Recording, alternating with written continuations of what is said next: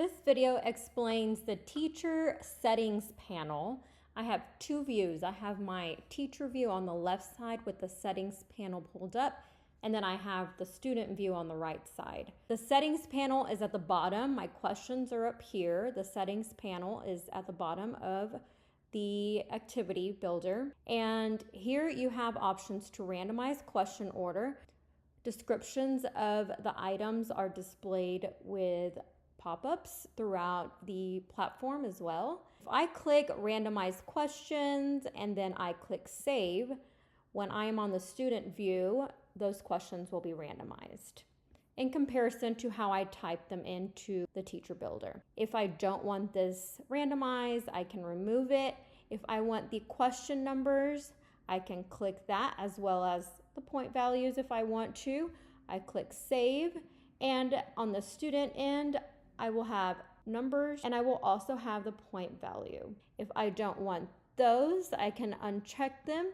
And if I want the accent box for students and I want Spanish, for example, out of the list, I click that. And if I want to require, I click that checkbox.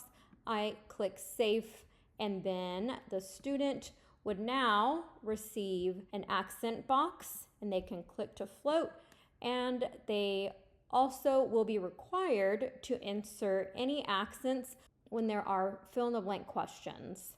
If I want to remove the accent box, I can take that off. And if I want to require that grading be case sensitive, meaning capitalization will matter, you can check this off. If you want to ignore punctuation, you can check that off. If you don't want to ignore punctuation, you can leave it unchecked.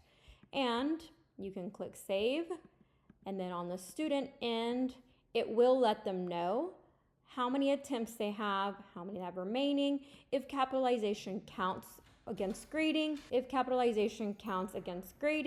or if punctuation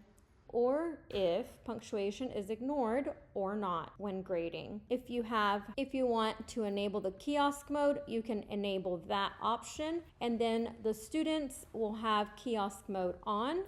If you don't want to enable it, you can uncheck it. If you want to enable the monitor for an assignment, that is a different video, but you can click the enable monitor for assignment. And then you can assign to classes. In this section, you can assign to individual students. So in the test class, I only have one student right now, but if there were multiple, I could uncheck all students and then just select the students that I want. And then allow access as well as feedback settings are different videos, but you can allow access during certain times and hours and minutes.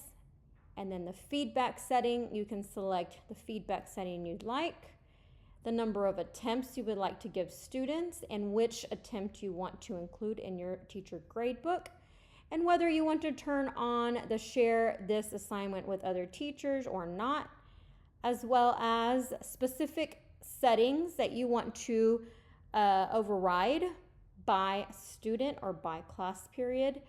For example, feedback, if you want to override first period, and if I had multiple classes, each class would come up, and I could override first period to get score and summary for an assignment, and they can have 6 attempts. But second period, I want them to get score only and only 2 attempts. So that's what the class settings would do. And again, you can go to class settings video to see more specifics on that part, as well as feedback, more specifics in their video, and allow access, more specifics in that video. That is an explanation of your settings panel in the teacher's end and how it views on the student side in AulaViva.